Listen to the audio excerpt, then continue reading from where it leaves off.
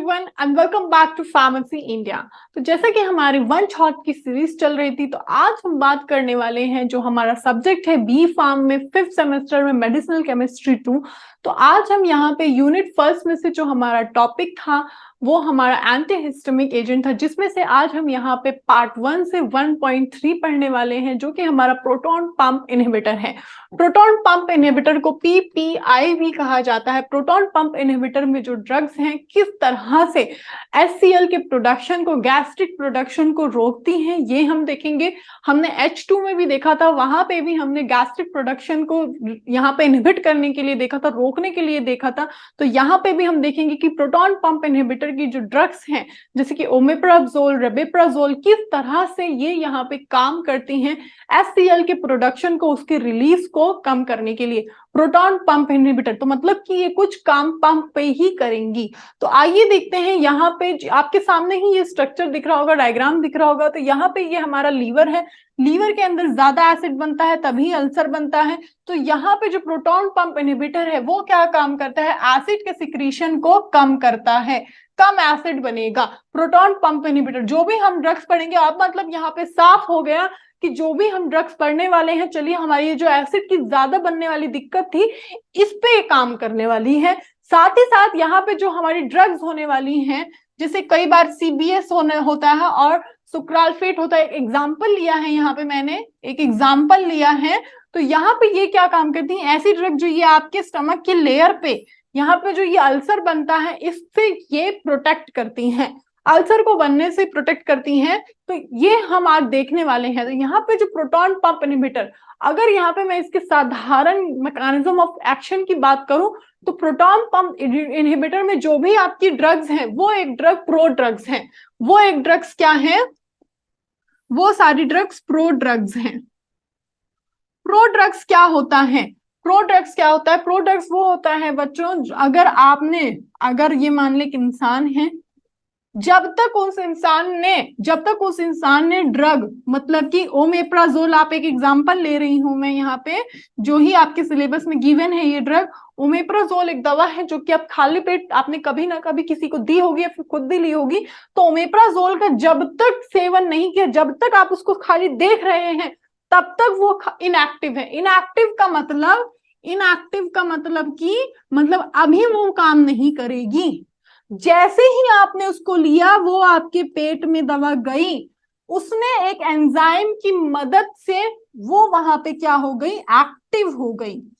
वहां पे क्या हो गई, एक्टिव हो गई। और एक्टिव होने के बाद उसने एक यहाँ पे रिलीज किया एक केमिकल जो कि हमारा थायोफिलिक सल्फोनामाइड, जिसकी वजह से हमने देखा था यहाँ पे एक पंप था, और पंप यहाँ पे पोटेशियम इन कर रहा था और हाइड्रोजन आयन को बाहर निकाल रहा था, जिसकी वजह से हाइड्रोजन जाके Cl से जुड़ रहे थे और HCl बना रहे थे, और HCl का यहाँ पे सिक्रीशन बढ़ रहा था, जिसकी वजह से एसिडिटी की प्रॉब्लम हो गई थी। तो यहाँ पे जो ये प्रोसेस हो रहा था, ये जो पंप है, ये जो पोटेशियम को अंदर ले रहा था और हाइड्रोजन को बाहर निकाल रहा था, इसी प्रोसेस को रोक दिया। जब इस प्रोसेस को रोक देंगे, इसी प्रोसेस को ब्लॉक कर देंगे, तो कहां से बनेंगे HCl, कहां से आएगा हाइड्रोजन बाहर, कहां से मिलेगा ये HCl से, कहां से आएंगे ClG ग्रुप, यहाँ पे HCl जो होगा कहां से बढ़ेगा। तो इसी पे यही है इनका मैकेनिज्म ऑफ एक्शन।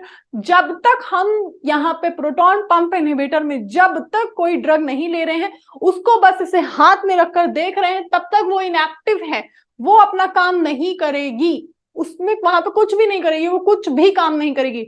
जैसे ही उसको आपने लिया, एडमिनिस्ट्रेशन लिया आपने उसको, वैसे ही वो एक्टिव होगी एक एंजाइम की मदद से, और उसके बाद वो रिलीज करेगी थायोफिलिक सल्फोनामाइड, जिसकी वजह से ये जो AT, जो यहाँ पोटेशियम हाइड्रोजन और ATP फेस चल रहा था, इसको यहाँ पे ब्लॉक कर देगी। यहाँ पे इसके ब्लॉक होने से HCl का जो प्रोडक्शन हो रहा था, ज्यादा रिलीज हो रहा था, ये रुक जाएगा, जिसकी वजह से एसिडिटी कम हो जाएगी आपकी। तो ये है पूरा मैकेनिज्म ऑफ एक्शन। यहाँ पे हम इसको वर्ड्स में भी देखेंगे। तो यहाँ पे पीपी क्या है, जो कि आपके एसिड के प्रोडक्शन को ब्लॉक कर देती है। किसकी मदद से? एक एंजाइम की मदद से, जो कि एंजाइम प्रेजेंट होता है आपके स्टमक वॉल पे। आपका जो ये स्टमक है, इसके वॉल पे एंजाइम क्या होता है? प्रेजेंट होता है। उसी एंजाइम की मदद से ये क्या काम करती है? हाइड्रोफिलिक सल्फोनामाइड का रिलीज बढ़ाती है, और उसी की वजह से यहाँ पे क्या होता है?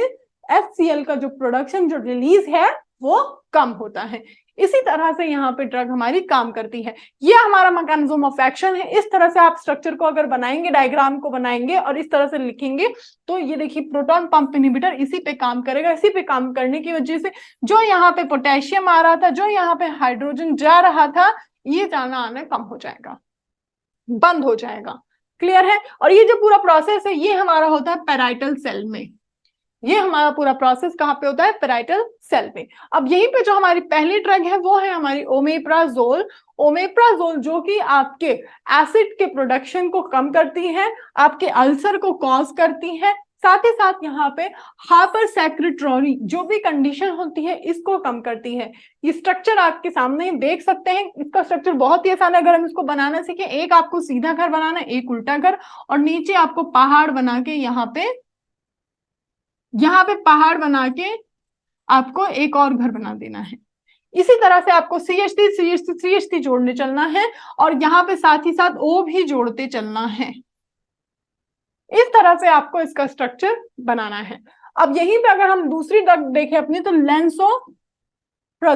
लेंसोप्राजोल जो कि आपके यहाँ पे गैस्ट्रिक के सिक्रेशन को कम करता है, साथ ही साथ यहाँ पे अल्सर से आपको बचाता है, जो हमारा एक सिंड्रोम होता है, जो कि हमारा जॉलिंगर एलिसन सिंड्रोम होता है। इस सिंड्रोम से भी आपको प्रिवेंट करता है। इसका स्ट्रक्चर यहाँ पे अगर आप एक ड्रग का स्ट्रक्चर सही से देखेंगे, तो आपको आगे के सारे ड्रग के स्ट्रक्चर बहुत ही इजी लगेंगे और आसानी से याद हो जाएंगे। तो यहाँ पे जो इसका स्ट्रक्चर है, यहाँ पे आपको एक रिंग वही हमने बनाया और वही यहाँ पे बनाया। बस यहाँ पे हमने एक F3 जोड़ दिया, CF3 जोड़ दिया। यही यहाँ पे डिफरेंस है और कोई डिफरेंस नहीं। वहां पे वो नहीं, तो यहाँ पे ये आ गई। यही डिफरेंस है। पूरा का पूरा structure as it is same है। यहीं पे हमारी जो अगली ड्रग है वो है हमारी रेबेप्राजोल। जो कि आपके गैस्ट्रिक सिक्रीशन में आपकी हेल्प करती है। साथ ही साथ यहाँ पे ड्यूओडेनल अल्सर, स्टमक अल्सर से प्रिवेंट करती है, आपको प्रोटेक्ट करती है। और यहाँ पे जो भी डे टाइम आपके जो हार्ट बर्न हो रहे हैं, आपके हार्ट में जलन हो रही है, उस जलन को भी ये क्या करता है? कम करता है। अगर हम यहाँ पे स्ट्रक्चर की बात करें, एज इट इज सब कुछ यहाँ पे सेम है। वहां से F हट गया, बस F हट गया, और यहाँ पे थोड़ा एक्स्ट्रा जुड़ गया O और CH3। ये इस तरह से ये जुड़ गए। बाकी एज इट इज पूरा का पूरा स्ट्रक्चर यहाँ पे सेम है। अब यहीं पे जो हमारी अगली ड्रग है वो है हमारी पेंटोप्राजोल। जो कि आपने अपनी लाइफ में भी कभी ना किसी को दिया होगा, कभी किसी खुद भी लिया होगा, जो कि आप खाली पेट लेते हैं जब आपको एसिडिटी की प्रॉब्लम ज्यादा हो जाती है। तो अब आपको पता है कि पेंटोप्राजोल का मैकेनिज्म ऑफ एक्शन कैसा है, किस तरह से आप इस दवा को लेते हैं और किस तरह से ये दवा आपके स्टमक में जाके काम करती है। तो यहाँ पे ये आपके एसिड का जो ज्यादा प्रोडक्शन हो रहा है, इसको रोकती है। साथ ही साथ यहाँ पे जो अल्सर बन रहे हैं एसिड ज्यादा बनने की वजह से, उस अल्सर को भी बनने से रोकती है, उससे प्रोटेक्ट करती है। यहाँ पे इसका जो स्ट्रक्चर है कुछ नहीं है। आपको यहाँ पे भी COCH3 बाकी के तीनों हटा देने हैं और यहाँ पे F लगा देना है। यही इसका स्ट्रक्चर है। बाकी जो इतना पोर्शन है, आपको सब जगह सारे स्ट्रक्चर में आपको जो इतना पोर्शन है वो एज इट इज सेम ही मिलेगा। तो उम्मीद करती हूँ जो ये PPI जो हमारा था, प्रोटॉन पंप इनहिबिटर, आपको एकदम क्लियर होगा किस तरह से इसका मैकेनिज्म ऑफ एक्शन है। अगर यहाँ पे आप H1 एंटागोनिस्ट पढ़ लेंगे तो आपको H2 समझ में आ जाएगा। अगर आप H2 एंटागोनिस्ट पढ़ लेंगे तो प्रोटॉन पंप इनहिबिटर आपके लिए समझना आसान होगा। तो आप इसी सीक्वेंस में इसको समझते हुए चले, तभी समझ पाएंगे, वरना नहीं समझ में आएगा इसका मैकेनिज्म, क्योंकि इसके जो मैकेनिज्म है को रिलेट कर रहे हैं एक दूसरे के साथ। तो इसी तरह की और भी जानकारी के लिए जुड़ सकते हैं आप टेलीग्राम चैनल से भी, लिंक डिस्क्रिप्शन में दिया गया है। साथ ही साथ अगर आपको लेक्चर की PDF चाहिए तो इसकी भी लिंक आपको डिस्क्रिप्शन में दी गई है, वहां से जाके डाउनलोड कर सकते हैं। तो मिलते हैं नेक्स्ट वीडियो में, नेक्स्ट लेक्चर में। तब तक के लिए ध्यान रखें और इसी तरह से पढ़ते रहिए, कॉपी और पेन लेके पढ़ा कीजिए, वरना मैकेनिज्म ऑफ एक्शन समझ में नहीं आएंगे। Thank you.